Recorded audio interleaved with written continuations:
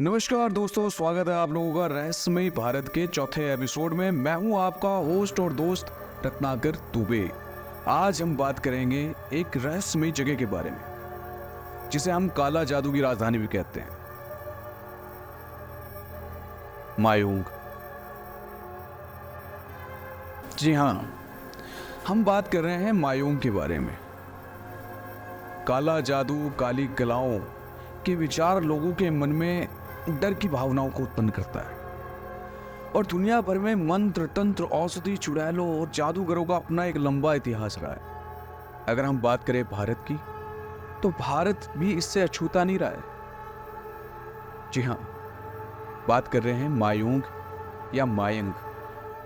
कई जगह इसे मायूंग कहा जाता है और कई जगह इसे मायंग कहा जाता है। काले जादू की राजधानी, जिसे गुप्त भूमि कहा जाता है, जहां पे जादुई प्रथाओं का खेल इस प्रकार से चलता है कि जादू टोना, चुड़ैल, प्रेत, वश ये बहुत ही आम चीज है वहां के लोगों के लिए। कहा तो ये भी जाता है कि लोग वहां पे आदमी को हवाओं में उड़ा देते, जानवरों में तब्दील कर देते हैं और भूत प्रेतों को वश में करके उनसे जो कार्य करवाना चाहे वो करवा सकते। इसी प्रकार की कुछ भयावह कहानियों के बारे में आज हम बात करेंगे। हालांकि दुनिया का यह हिस्सा लोक कथाओं, कहानियों से समृद्ध है। मायूंग की गुप्त कथाएं, दंत कहानियां, फुसफुसाए हुए मिथक और किस्सों से भरी हुई है, अछूती नहीं रही है उनसे। तो चलिए शुरू करते हैं। मायंग शब्द, जिसकी उत्पत्ति आज भी एक राज है। कुछ लोगों का दावा है कि यह माया से निकल के आया है, माया यानी भ्रम। और कुछ अन्य लोगों का दावा है कि यह दिमासा का एक शब्द है जिसका अर्थ होता है हाथी। 1624 ईस्वी में माईबोक के सुनायत सिंगा ने मायूंग राज्य की स्थापना की। मायूंग में अभी भी एक पारंपरिक राजा है जो आज भी वहां रूल करता है, जो कि समाज में सम्मानित है। समाज के लोग उसको सम्मान देते हैं। हालांकि उसके पास अब राजा की शक्ति और अधिकार नहीं है, लेकिन उसे सम्मान अभी भी उसी प्रकार दिया जाता है जैसे उस सभ्यता में दिया जाता था। मायूंग का उल्लेख न केवल असमिया लोक कथाओं में है, बल्कि प्राचीन हिंदू ग्रंथों में भी है। ऐसा माना जाता है कि भीम के पुत्र घटोत्कच ने मायूंग से जादुई शक्तियां प्राप्त की। प्राचीन काल से ही मायूंग जादू से जुड़ा रहा। खेती और शिल्प के साथ साथ जादू टोना और काले जादू के रहस्य भी इस गांव में नस्लों नस्लों तक चले आए। मायूंग के जादूगरों को बैज कहा जाता है। बैज,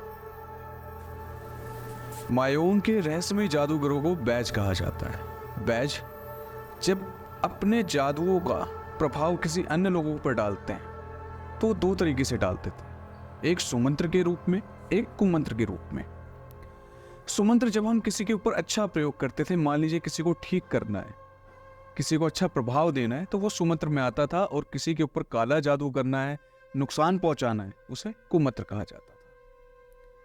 यह माना जाता है कि दोनों प्रकार के मंत्र उन्हें परिचित होते थे।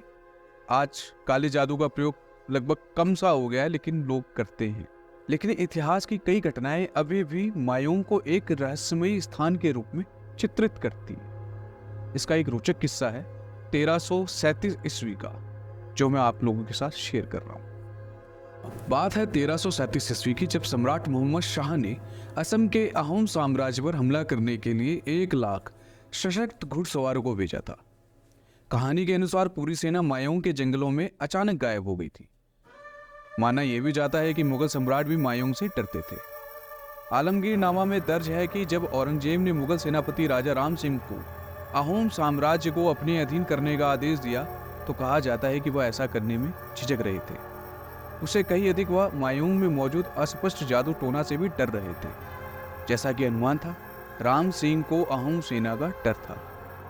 अहोम सेना, उससे भी अधिक वह मायूंग में मौजूद अस्पष्ट जादू टोना से डरता था। जैसा कि अनुमान था, राम सिंह निर्दयता से हार गए और वह मुश्किल जीवित बच पाए।